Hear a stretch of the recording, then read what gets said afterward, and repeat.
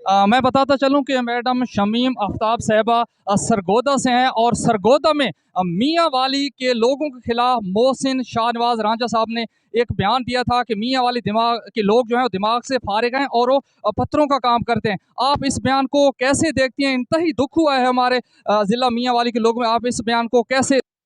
देखिए जी, वो खुद जो है ना वो पिछले ज़माने के हैं, तो इसलिए मेरे ख़्याल में अपने दिमाग वो वही बोलता है जो खुद होता है। तो मैं ब इसकी मज़म्मत भी करती हूँ। सरगोदा के लोग इमरान खान को बहुत पसंद करते हैं। ये हमारी बहुत इज़्ज़त है कि हमारा सरगोदा डिवीज़न जो है उससे इमरान खान है, और मैं तो ऑन करती हूँ कि खान साहब सरगोदा से हैं, क्योंकि सरगोदा डिवीज़न में मियाँ वाली भी आता है। और हम जब बाहर बात करते हैं पूरे पाकिस्तान में, तो हम सरगोदा की बात करते हैं कि हमारी डिवीजन से एक बंदा जो है वजीर आजम बना है। तो हमें फख्र है सरगोदा वालों को, उनको। और ऐसी कोई बयान आया भी है तो मैं उसकी शदीद मजम्मत करती हूँ। जाहिर है दूसरी पार्टियों वाले ऐसे लोग करते रहते हैं बातें, वो और इस वक्त जो कानूनी एक पेचीदगी बनी हुई है पूरे पंजाब में कि हमजा शहबाज और उस्मान बुज़दार दो वजीर आला हैं। आप किसको वजीर आला मानती हैं?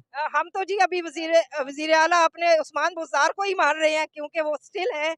और इंशाल्लाह चौधरी साहब परवेज इलाही साहब हमारे वजीर आजम वजीर आला हैं, कैंडिडेट हैं। और इंशाल्लाह कोर्ट में भी हम गए हुए हैं, लेटर भी हमने लिखे हैं। और इंशाल्लाह इंशाल्लाह पंजाब की हुकूमत हम कहीं नहीं जाने देते। आपका बुनियादी मुतालबा क्या है इस वक्त? आप इतने जलसे कर रहे हैं तहरीक इंसाफ, इलेक्शन होने चाहिए या जो हुकूमत गिराई गई उसको वापस होना चाहिए या क्या होना चाहिए? सबसे पहले तो जो हमारे साथ जिन्होंने भी ये किया, हम चाहते हैं कि वो अपनी गलती दुरुस्त कर लें।